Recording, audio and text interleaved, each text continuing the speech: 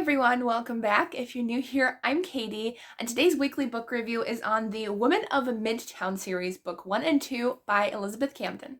So this wouldn't be a book review on just book 2, because thank you to Bethany House for sending me a copy of this book to read and talk about with you all.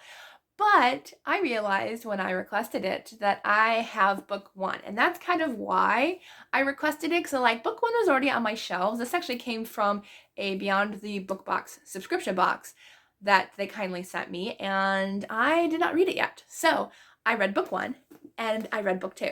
I actually found these on audio, and I binge listened to both books in 12 hours. I don't know who this girl is. I don't normally binge read that much. Sometimes I do, but usually it's in a 24-hour period.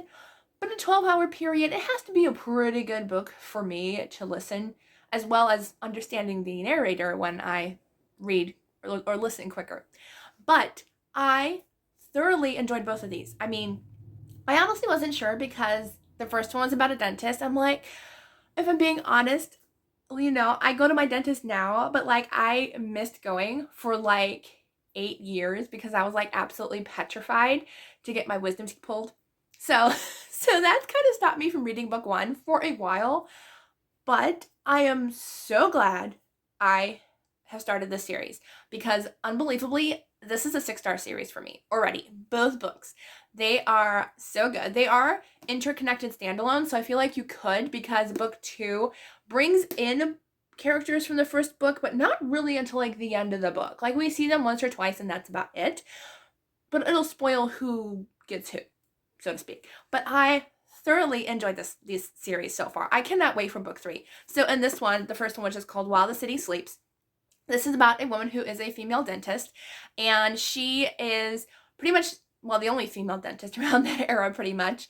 And she's working in this dentistry office that kind of has a lawsuit against them. But she's also friendly with the cop on the beat, so to speak. And she's kind of falling in love with him, but he's kind of very soft-spoken, very quiet. He lives a hard life as a police officer, so he really doesn't want to have a relationship. But then there's a mystery that involves her overhearing a conversation, and there's espionage involved. There is, I don't want to spoil anything for you guys, but there's a dark history within the city. There's also part of the cops' history as well. There's a little bit of mafia involved, Italian mafia, which honestly, I love that kind of storyline. It's probably my Italian roots. I will just say that. I don't even know it. I don't think we are related to anything, but I just love that part of history. I love kind of that, suspenseful history, and I loved the romance. I loved the mystery. Had me hooked from page 1 all the way to the end. Absolutely loved it. Then book 2 is about one of the first character's friends. And so in this one, we're following Inga. And Inga is a German lady who has come to America when she was little. And she was working as I wouldn't say stenographer, but she was working at the harbors, doing Morse code when the ships would come in and stuff. And she is actually friends with the American ambassador. And so the American ambassador decides to hire her, and he's like, listen, I don't know if I can trust the secretary that I have. I need to hire you, and we're going to go to Germany. Well, this is right before war breaks out. And so she's like, they have no idea what's happening at the moment, but she decides to go. She's kind of hesitant. She doesn't really want to leave town. She's also pretty fickle as far as the romance goes. I did not like her in the beginning because she was very fickle and was just kind of just wanting to date and nothing else. She was pretty fickle. But she decides to go to Germany, and she ends up becoming friends with the diplomatic chief of staff.